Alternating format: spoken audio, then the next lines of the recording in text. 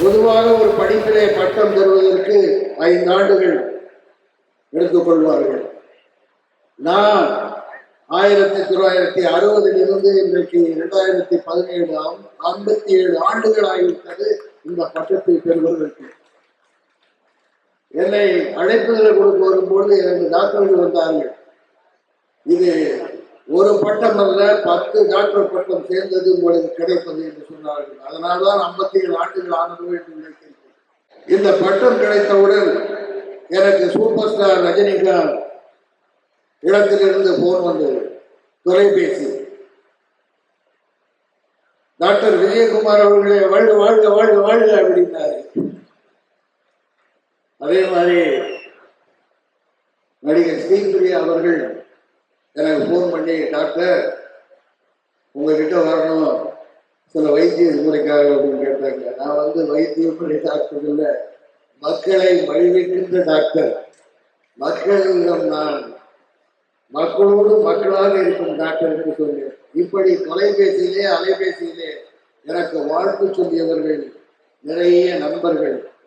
என்னுடைய குடும்பம் நல்லதொரு குடும்பம், பல்கலைக்கழகம் என்று சொல்வார்கள். அதே போல எனக்கு 2 மனைவிகள்.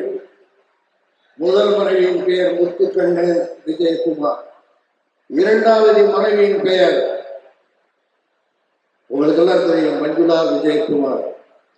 இந்த விழாவிலே அவர்கள் இல்லை என்ற ஒரு ஏக்கம் இருக்கிறது. ஏனென்றால் மிகவும் சந்தோஷப்பட்டிருப்பார்கள். அவருடைய ஆத்மா எங்கோ இருந்து இதை பார்த்துக் கொண்டிருக்கும் என்றுதான் நினைக்கின்றேன். முதல் மனைவிக்கு கவிதா விஜயகுமார், அனிதா விஜயகுமார், அருண் விஜயகுமார்.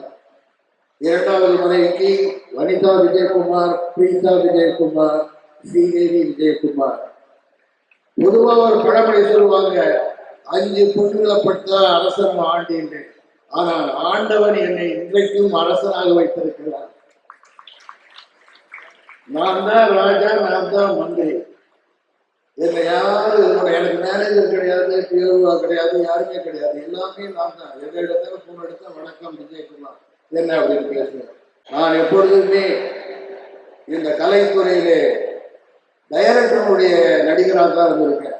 எனக்கென்று ஒரு தனி பாணியை வைக்கவில்லை, தனி பாணியை நான் ஏற்படுத்திக் கொள்ளவில்லை. எந்த இயக்குநர்கள் சொல்கிறார்களோ அதை செய்வதுதான் என்னுடைய கடமை. அதனால்தான் இன்றைய வரை இன்னும் தொடர்ந்து கொண்டிருக்கின்றேன். அதாவது வரும்போது என்னை அறிமுகப்படுத்தும் போது ஏசி சண்முகம் அவர்கள் சொன்னாங்க, நாட்டாம விஜயகுமார் அண்ணனா இருந்தாலும், தங்கச்சியா இருந்தாலும், மாமனா இருந்தாலும், மச்சானா இருந்தாலும்